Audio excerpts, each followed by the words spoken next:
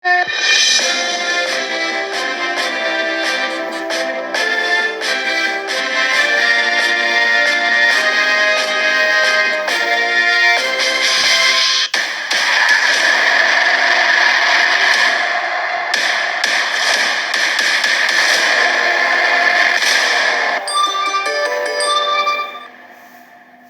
Welcome to yellow Singam news. ముందు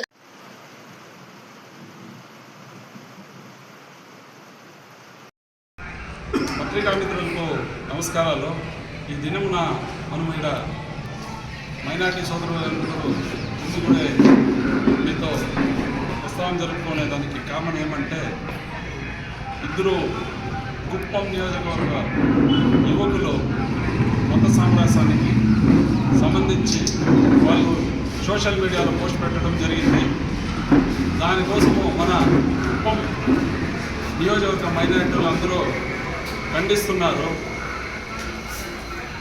ఆ social మీడియాలో పోస్ట్ పెట్టడం వల్ల మన భారతీయులకు మనోభావాలు దెబ్బతీసే విధంగా ఉండడం వల్ల మనోలు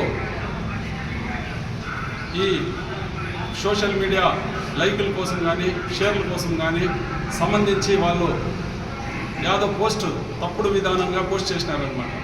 అందుకు మనం ముస్లిం మైనారిటీ సోదరులు కుప్పం నియోజకవర్గానికి సంబంధించిన వాళ్ళందరూ ఖండిస్తున్నారు.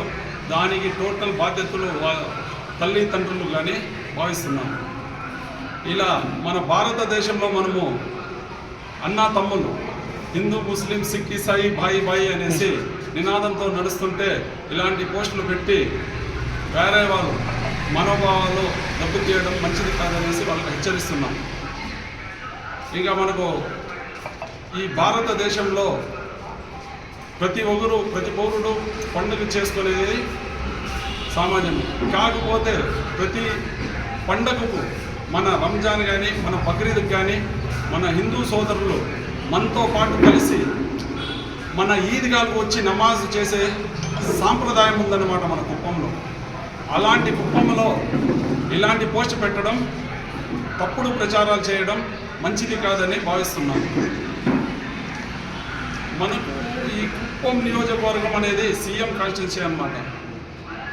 మనకు మా సీఎం వారు 1999లో రామ్ కుప్పంలో యాదో ఒక మత కళాశాల సృష్టిస్తే ఆడ నిమిషాల్లో రామకుప్పంకి వచ్చి ఎవరికి సమన్వయంగా ఇద్దరుకు నచ్చ చెప్పి ఇక్కడ ఇలాంటి సాంప్రదాయం మంచిది కాదు, మన కుప్పం కాన్స్టిట్యున్సీలో అందరూ అన్నా తమ్ముమారు ఉండాలని చెప్పి నినాదంతో చేసిన వ్యక్తి అనమాట. ఆయన కాన్స్టిట్యున్సీలో ఇలా జరగడం చాలా బాధాకరమైన విషయం. మన కుప్పం కాన్స్టిట్యున్సీలో మన ఎమ్మెల్సీ గారు అయితే ఏమి, మన పిఎస్ఎం సార్ అయితే కానీ, మన పిఆర్టీ సురేష్ బాబు గారు అయితే ఏమి, మన నాయకులు ప్రతి ఒక్కరు హిందూ ముస్లిం భాయి భాయి అనేసి ప్రతి పండుగకు మనతో సహకరిస్తూ మనతో నడిచేయాలి. మనకు కూడా అలాగనే దీపావళి కానీ సంక్రాంతి కానీ వాళ్ళ పండుగలో పాలు పంచుకునేవాళ్ళం. ఇలాంటి కుప్పంలో ఇలా చేయడం మంచిది కాదని భావిస్తున్నాం. కుప్పం నియోజకవర్గంలో ఇలాంటి పోస్టులు కానీ సోషల్ మీడియా ఇంకా మత కళాలు రేపే పనైనా కానీ మనము ఖండిస్తున్నాము. దానికి వ్యక్తిగతంగా తీసుకొని వాళ్ళకు ఖండించి వాళ్ళకు పోలీస్ డిపార్ట్మెంట్ ద్వారా ఎటువంటి శిక్షా కార్యక్రమం ఇచ్చినా మనము దానికి అంగీకరిస్తాము.